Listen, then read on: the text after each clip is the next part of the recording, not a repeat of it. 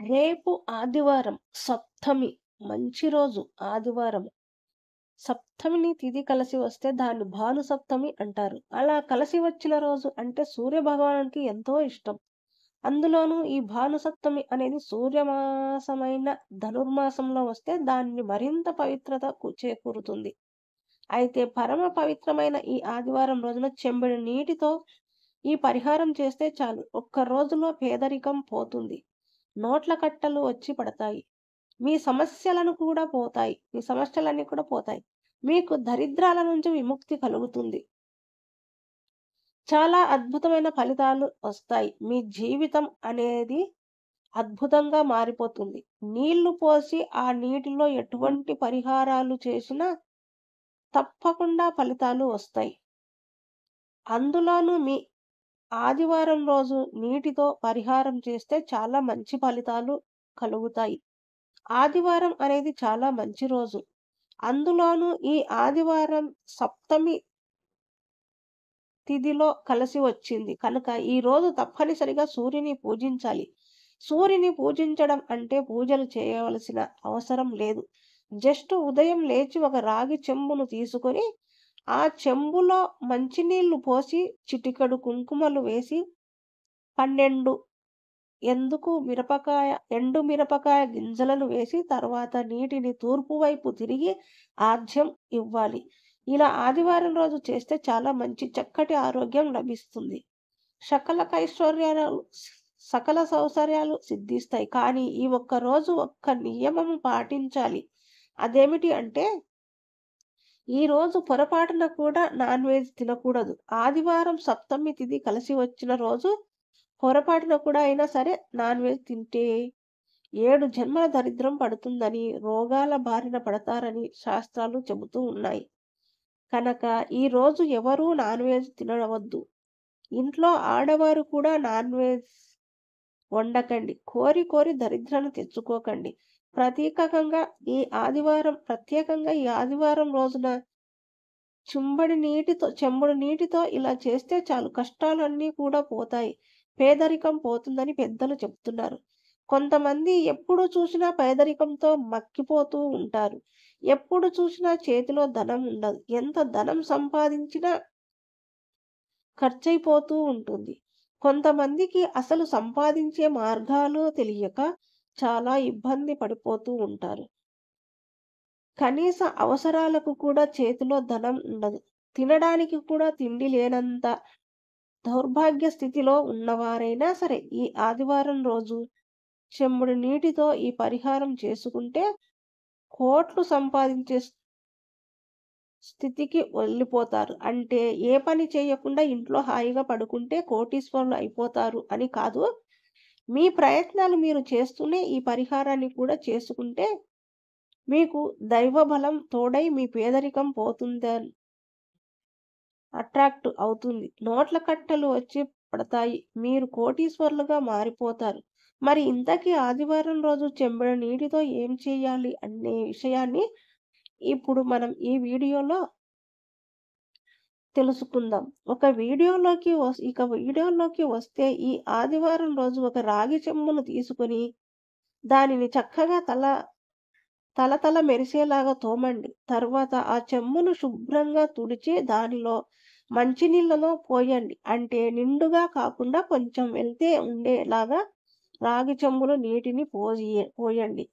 తర్వాత ఆ నీటిని కొన్ని ఆవాలు వేయండి. అంటే 3 చిటికెళ్ళ ఆవాలను 3 సార్లు నీటిలో వేయండి.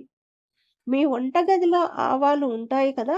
ఆవాలు వేస్తే సరిపోతుంది. ఎందుకంటే ఆవాలకు చెడును, దరిద్రాన్ని, పేదరికంతో తొలగించే శక్తులు ఉంటాయి.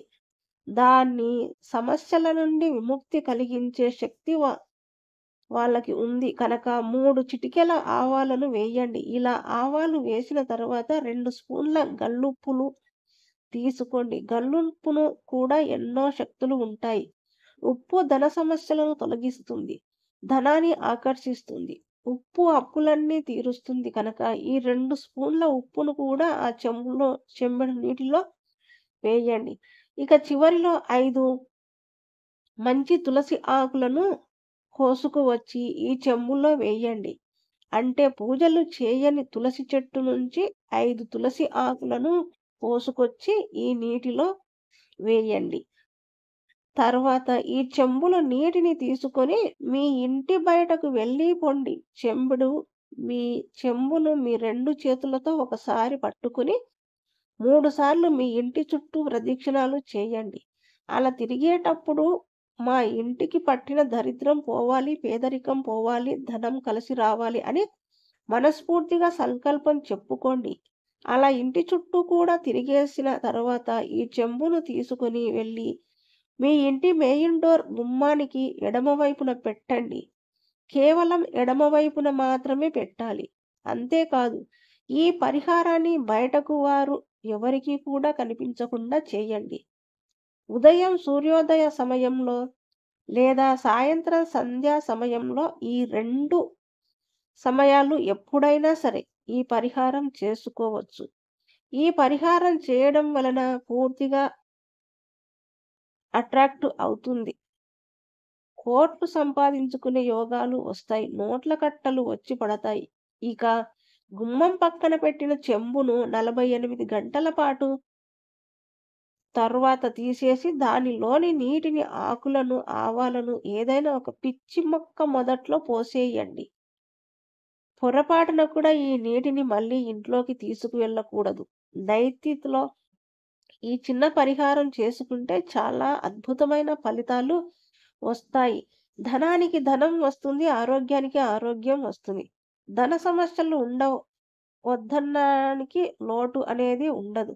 కనుక మీరు కూడా ఆదివారం రోజు చెంబుడు నీటితో పరిహారాన్ని చేసి పేదరికం వదిలించుకోండి. ఆదివారం రోజు మాంసం తింటే సోమవారం ఖచ్చితంగా ఇలా చేయాలి. లేదంటే పాపం చుట్టుకుంటుందని పెద్దలు అంటూ ఉన్నారు. మన సనాతన ధర్మాలలో పురాతన హితగా తలలో ఏ రోజుకు ఇవ్వని ప్రాధాన్యత ఆదివారానికి ఇచ్చారు. ఎందుకంటే అనాదిగా మనసు వాళ్ళందరూ కూడా సూర్యాస్త సూర్యాస్తమనకు ప్రాంతకాలంలో నిద్రలేచే సూర్య నమస్కారాలు, సంధ్యావందనాలు, సూర్యుని ఆరాధించే పద్ధతిలో ముఖ్యమైన పండుగలు అన్నీ కూడా సౌరమాసం ఆధారంగానే వస్తాయి. అవి రవి అధిపతిగా ఉన్న రోజు ఆదివారం. అలాంటి పవిత్రమైన ఆదివారం రోజు చాలామంది మాంసం తింటూ ఉంటారు. కానీ మాంసం తినడం అనేది మన సంప్రదాయం కాదు. జీవహింస మహాపాపం. ఒక జీవిని చంపి తినడం మహాపాపంగా హిందూ పురాణాల్లో చెప్పారు. కానీ ఈ రోజుల్లో కోళ్లను, మేకలను, గొర్రెలను, గేదెలను, ఆవులను, కుక్కలను, కప్పలను కనిపించిన ప్రతి జీవిని చంపి తినేస్తూ ఉన్నారు.